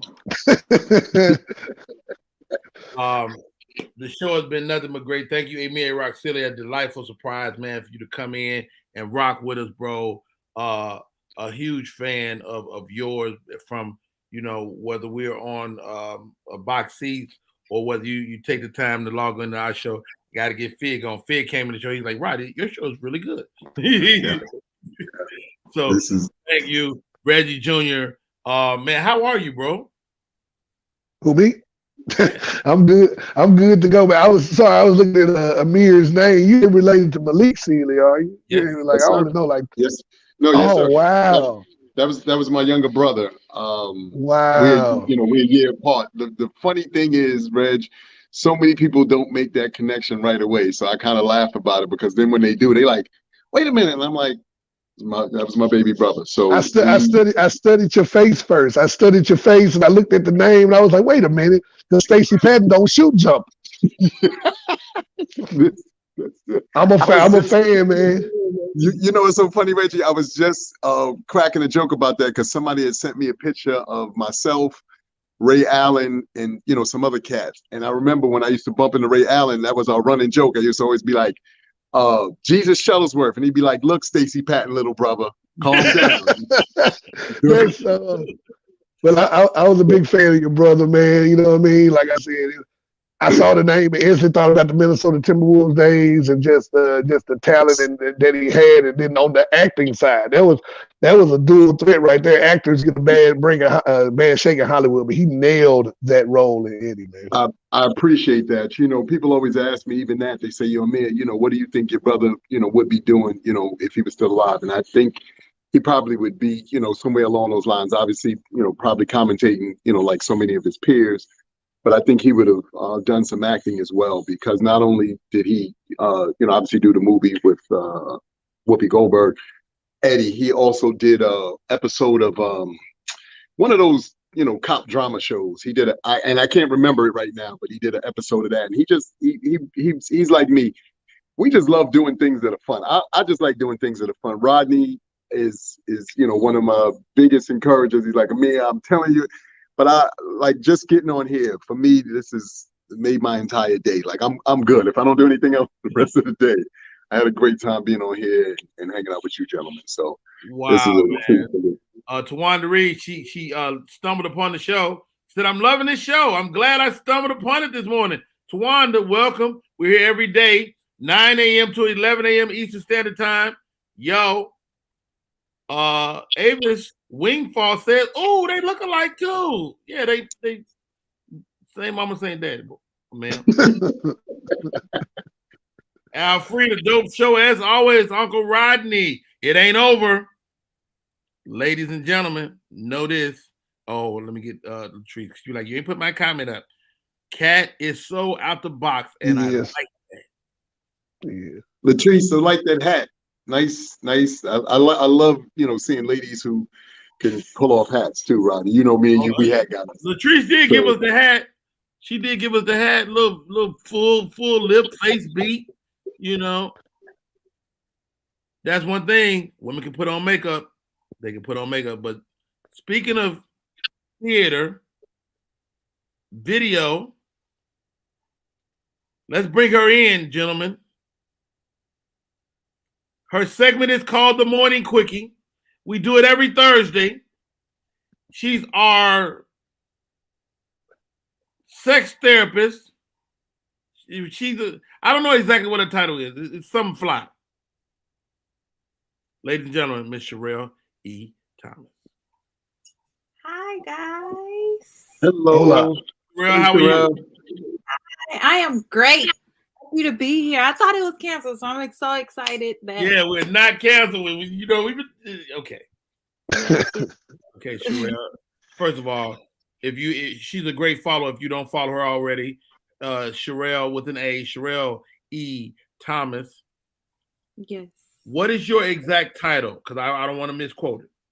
Sex, love, and intimacy coach. You a coach. So two people doing it and you on the side. Come on, you can do better than that. That's how you do it. You got it. Come on, sir. You can pump better. Yeah. Tilt your butt up a little bit. I'm not mad. Okay, so Sherelle, we always have a conversation before the show. Say, right, what we want to talk about. I said porn, which I think is your favorite. Have we done porn before?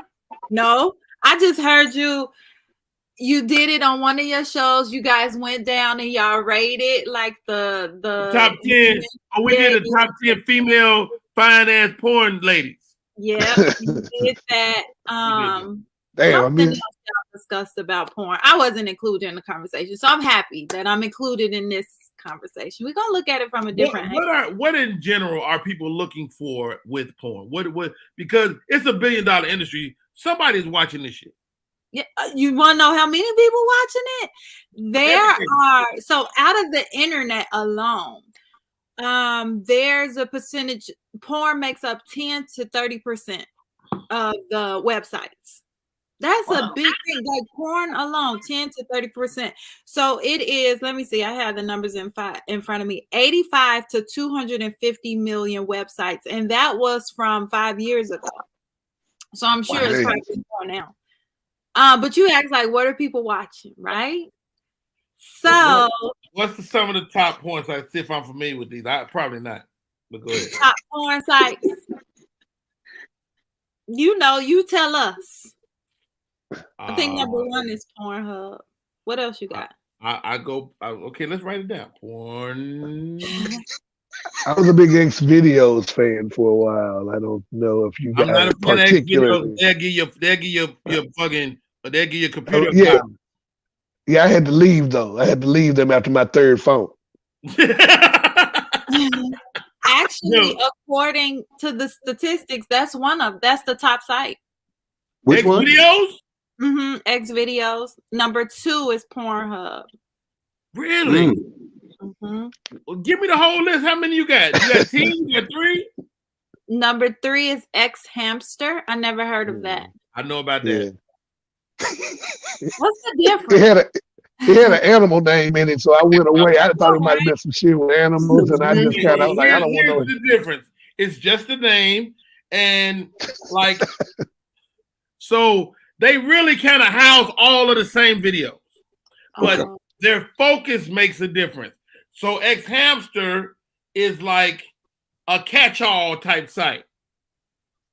And if you get to scrolling on that, you might see some shit you ain't ready for. Right. Really? Okay. So the next one is XNXX. I know about that. I know that one. Amir said, that's my one. I know that one. Now, XNXX, let me tell you. So XNXX, they can give you some viruses too. You got to be careful with that. They kind of a catch-all. They have a lot of. They all little mini search engines. So let's say you want to see, one of my favorite video series is Fake Taxi. Oh, this man got favorite channel. You got like favorite. Oh wait! You don't know about Fake Taxi? I've scrolled. So Fake Taxi, Sherelle, do you know about Fake Taxi? Oh, I'm waiting. So Fake Taxi, right? So in London, it's a big deal to drive a taxi. I don't know why you gotta close your eyes like that. So in London, it's a big deal to drive a taxi, and they have these what do they look like here? The big buggy taxis that they used to have back in the days. The bigger buggy ones. Every episode the exact same. Dude is driving on the other side, and he go, "Hey, you're looking pretty good today." And she go, I'm just taking a ride. I'm going uptown. Well, these taxis really expensive. And then he go, "Well, I give you a taxi ride for free if you let me pull over and come back there with you."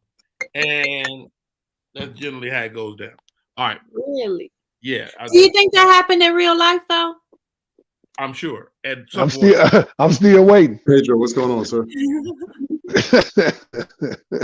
Nah, but for real, man, like porn, I got to the point, man, where it's like, remember I used to go through the catalog and pick out your toys when you were little for like Christmas shopping and shit like that. It's sometimes the search is just as enthralling as clicking on the video you finally picked.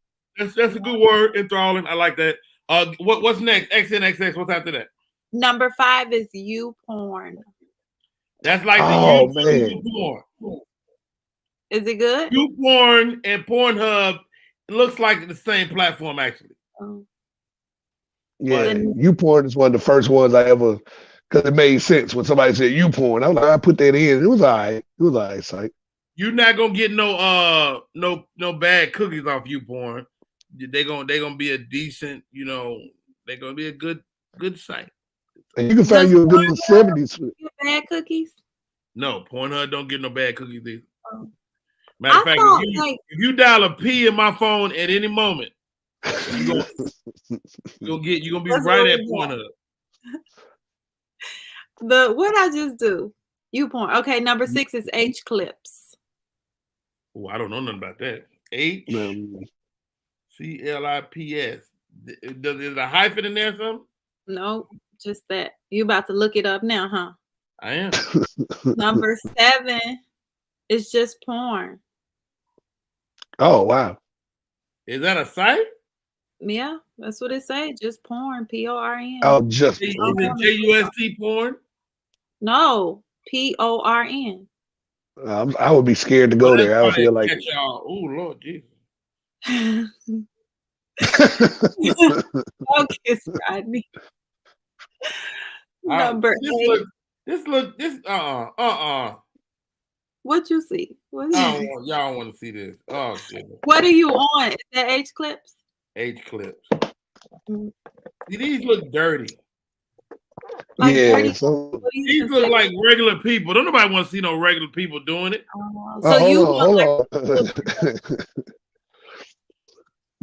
Oh, I'm sorry, Amy. I thought you're still on the phone. Look, don't go 8 clips. Okay, that's why they way down the list. Who else? Hey man, I'm a fan of the homemade amateur every now and then. You know, you got to shake it up a little bit. I want to see if you get a couple of good how looking about people. this? I want black porn. Yeah, But I don't like black dudes talking too much. Like that one dude on his hip. I'm like, nigga, if you don't shut your ass up. Okay, so I'm gonna give y'all 3 more, then we'll move on to the subjects. Okay. The number 8 is TNA Flicks. FLIX. The letters TNA. Mm-hmm. FLIX. I'll check that out later. Number 9 is just Tube 8. Tube 8. TUBE8. I know about Tube 8. Is that a good one? I'm gonna have to get this list from you later, Rodney. I know about it. Let me tell y'all something. Some of these sites be having everything. So your ass could drift into some gay stuff.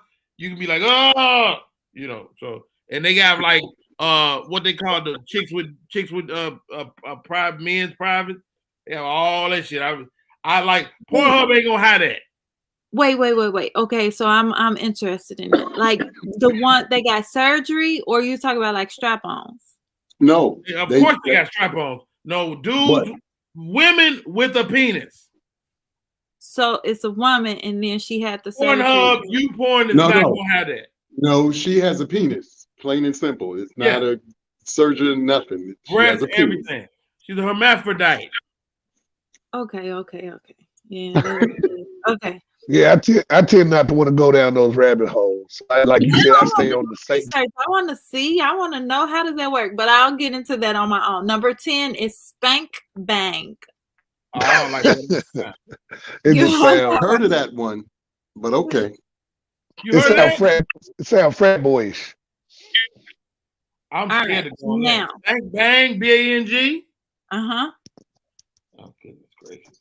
So you guys talked about the different categories, right? They did before you go into this, Sherelle, before you go into this, and notice every site she named got a free version and a premium version. So people spend thousands of dollars to get an erection or whatever they're doing with their porn. What's the premium version? Some more What's shit. the difference? I just feel like I feel like they save your search because when you just a guest, and I'm always just a guest. That first page be all like white porn. I just always feel like if I did a premium version, it would be the stuff that I want to see when I log on, but I ain't gonna pay. No, that's not how it works. You can always search. You can always search, like what you want. It's a website. You can search it, but the premium version is gonna give you like the videos that run. They want you to pay for those. Oh, okay. What do you mean that run? Like consistent? Like if you go into any site, Pornhub, YouPorn, they're gonna have some videos up corner or a top banner that are premium, like brand new, big stars.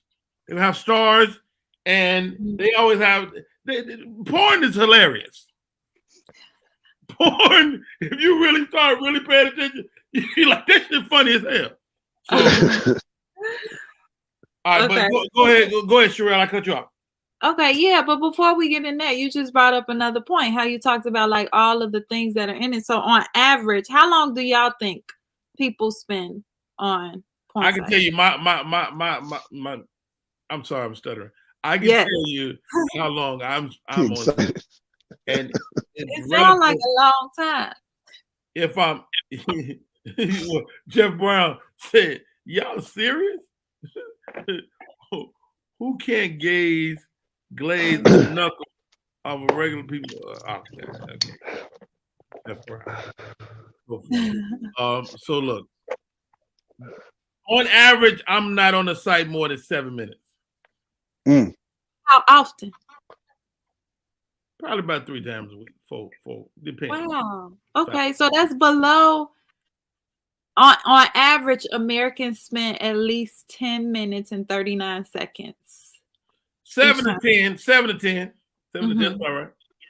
I got a 3 video limit. It don't take me damn 90 seconds to jack off though. So the rest of the time you just it's finding the perfect video. Like it's searching. Oh, so you search for that long. Like, oh, you gotta search for the perfect. The search is the foreplay. Like Reggie said, you'll come on the main page, it's all white. Okay. Then you gotta go, do I want blackity black? Or do I want a storyline? Do I want Yeah, I'm a storyline guy. I'm a storyline guy too. Yeah. Okay. I'm not asking these guys on purpose because I don't want them to throw their life away. So feel free to jump in whenever you feel like it. Another thing I found was interesting, like for men, they did the study and they like studied their brain and activity to see like what they were aroused by. Men, do y'all know what they was aroused by the most? Like what they look for? I don't know. Face. Yeah. I'm a face man. Yeah. I wouldn't doubt that. Because if she's not attractive, that kind of blows the high. Like you'd be like, how y'all feel about MILF porn, like older women? Oh yeah. Is it a fantasy though? Like, is that why? No, I don't think it's not like a body part, but it's just the face. But you can wipe out the body because everybody fine. Everybody's a beautiful person, almost. And I don't know if I think it's a combination of the entire thing in some cases, because if you've been watching porn long enough, some of your favorites now are older and their bodies aren't in the same shape they were when you first started watching, because there's a few shouts out to Cherokee Diaz. So I think it's a combination of those things, coupled with, to your point, the whole fantasy thing as well, because, and I don't think it's a fantasy meaning like you have anything to do with, if you're in a relationship, it's not cool about your significant other, because I think to me porn gets a bad rap in that regard, because a lot of women are like, well, I don't look like her. We know that. That's the whole purpose. Like we know that. I see you all the time. I wasn't trying to compare you to her. That's a whole different situation. But I think that, to me, that's the key for me is the whole entire thing. I'm not just caught up on, like you said, just a pretty face. Sometimes it could be the body parts, it could be the lips, the eyes. You'd be like, wait a minute, yeah. So it's a combination. I watched one lady. She had a fake booty. Her booty, like it was drifting down her leg. Look, wow. Andromeda says, I don't want no storyline. Just get to the banging. That's why I'm here. I don't care how they met. So women, is that like Sherelle? We got her on here. Is that something that like women? Do y'all care about that? Because we just said we storyline guys. Do y'all care about storylines, or is it like? So according to research, I'm gonna say, like, for myself, I look at it from a different standpoint. Like, I look at it to like, what are they doing now? Like, what new tricks can I learn? Like, what can I teach? Like, from that standpoint, I don't go looking at it like, oh, I'm turned on, like I need to, sometimes I'll say that. You would never masturbate with a porn movie. That's why I just said sometimes. It's rare. Probably like once every 6 months, maybe. Wow. Yeah. Otherwise, it's all here. Like, I don't need all that. If I ever die and they put that little light in my bathroom, they'll be like, what the fuck? Really? He'll be finding body fluids everywhere. Oh, gosh. You're like, what was he doing on the ceiling? Now, for women, what do you guys think is the thing that they look at the most?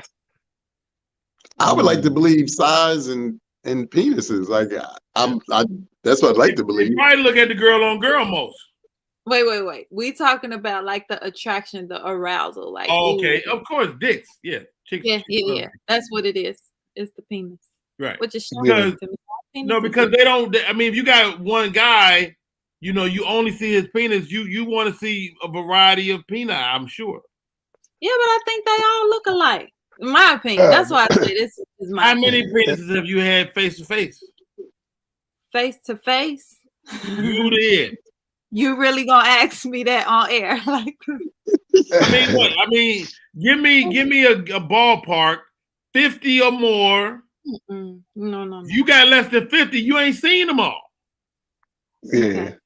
Now you may have. That's why I'm not. You may have something you prefer. You may prefer a certain person. Look. But what I know about vaginas is they all different. It's like a fingerprint. Now vaginas, they do look different, like totally different. They look different and they're placed differently. Yeah, I didn't. I had to learn that. We all have to learn that through trial and error. I missed the spot one time. I'm so sorry. Hey, my bad. I'm so sorry. My bad. Sorry. Okay. I'm so sorry. So, you all right? Ouch. You all right? One of the things that they said with men, like get a straight man specifically were like aroused and turned on by watching men and women. But with gay men, of course, it was men and men. Of course. But with women, they said women were aroused. They peaked some type of arousal with watching everything, like animals, like different categories, gay porn, men and women, like all of it. It was some type of arousal with women, which I thought that was shocking. What's the stats on the little people? Like, I don't have that one. What, like, how many people actually watch them? I know one person. Look, yeah, I know. I know. You know a guy. All right, let's read some of the comments, guys. Jeff Brown, I like amateur, greasy, unintentional, poorly lit, out of shape, black people, fucking real loud. Every once in a while, you need it. Tawana said you got to be attracted to the person. Jeff Brown chimed in again. Everybody ain't fine if you search black granny midget fisting or so I've heard. Oh God, who are you, young man? So comedy over depression. My man, bald head. I want porn to come on and let's go. All right, he not waiting. Or whatever. We a freak ass society, I'm at man. Quick Trip watching porn right now, looking for my look. OMG. Hey man. Oh gosh. I agree. Just get to the sex. I want to see positions. I want to see different things. So I might try. Let me tell you something, fellas. If you're a man and you listen to Rodney Perry's voice right now, don't do no shit. You done got off of porn. Never. 1,000%. Break up with your lady. What the fuck was that? Right. Yeah. What tricks have you learned from porn? What? That's a great question. That's a great question, Latrice. What have I learned specifically from porn? Anybody want to take a stab at that before we go? I watched the tutorial one time. Shout out to having so much porn. I remember being a porn ninja when I was little, sneaking in my stepdad's drawer, and you had to find the cassette tape. You know what I'm talking about now? And you had to put it back. Whatever you watch, you had to put it back. Set the counter. You had to set the counter. You know what I'm saying? You couldn't reset the counter. You had to keep the counter exactly the same. You know when he was looking because he's like, hey, who messed with my tape? But nowadays you got so much material. I watched a tutorial about pleasuring a lady with your fingers and how to hit certain spots. I fell down a rabbit hole. I watched like 11 minutes of that. That's a long time to watch porn, but it worked. I mean, he came like 17 times, like 11 minutes. It was amazing. So it ain't worked for me yet. My wife, she don't agree that I've learned well. So I didn't pass that Andromeda part. says, nah, they definitely don't all look alike. So Andromeda is up over 50. How you just close? She heard me give you the numbers, and then she commented. She is above 50. Lean up in missionary and play with the little man in the boat after licking my tongue. What? I don't know What is he? Jeff Brown is insane, man. Jeff Brown is in freaking insane. Did you figure out what you learned? What did you learn, Sherelle, as you did all this research, man? What I learned, which I still utilize, maybe I shouldn't have said that, but like it was something I never tried before, but creating a suction effect with my tongue when performing fellatio. How you do it? How you do it? How you do it? One more time. Creating that. You did something. Yeah, there we go. There we go. So that's what Andromeda said she's not over 50. She said she's not even above 10. Wow. Good okay. So she had a small variety pack. Wow. All right. The adult store. Let me tell you something. Where are you gonna get a show like this? Exactly. This was freaking incredible. Thank you, Amir A. Rock Silly. Thank you, the Reggie Jr. Thank you, Shirley Thomas. You're always dope. Look, real quick before we get out of here, Sherelle, how do people stay in touch? You can find me on Instagram as Shirley Thomas. You can use my handle. I'm on YouTube as Sherelle Thomas, and I think that's it. Ooh, that's good. I wanted to ask you, because I asked Andromeda and them earlier this week. Are you into spitting? I think that's the new thing now. Spit on a knob, that's about it. But like, no. People spitting on each other like a dude grab you and spit in your mouth. Oh, hell no. No, it's right. I think I would throw up. I have a weak stomach. I can't. Okay, let's not even talk about it. No. So you got a penis in your mouth with spit on it, but you don't want regular spit? In my mouth? You spitting in my mouth? No. That's like, that shit is highly sexual. No. If we in the mood, Wanda said, "Oh hell no!" Exactly. That's white. Facts. So you into that, Rodney? I'm not into that. I just heard about it, and I was wondering, are you up to speed on the new shit? Oh, I know a lot of people do it, but that's disgusting to me. So no, it's I'm not mad. But I will say this: that's the same thing they were saying about ass eating, and everybody eats ass nowadays. No. Not every day though. Hey man, don't judge, brother.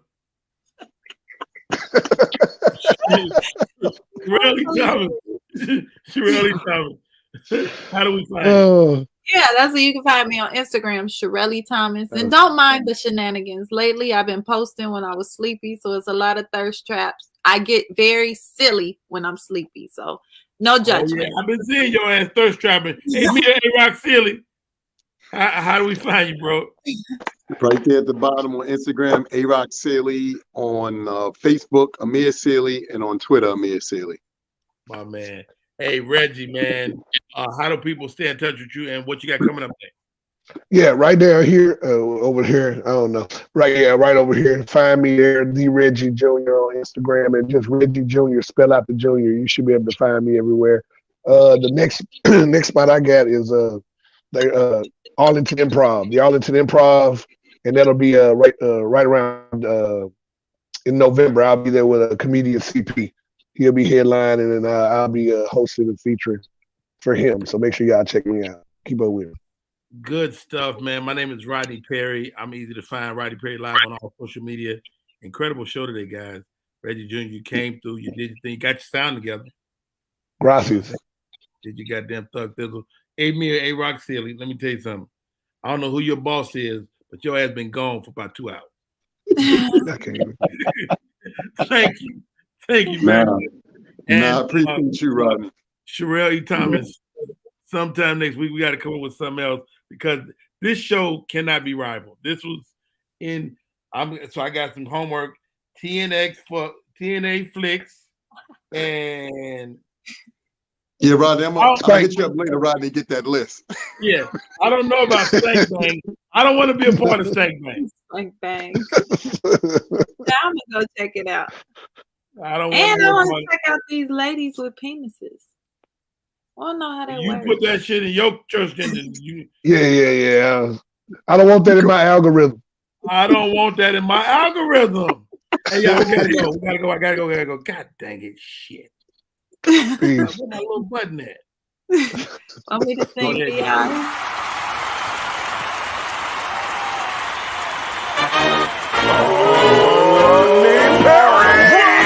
Rodney Perry. Oh, all the way.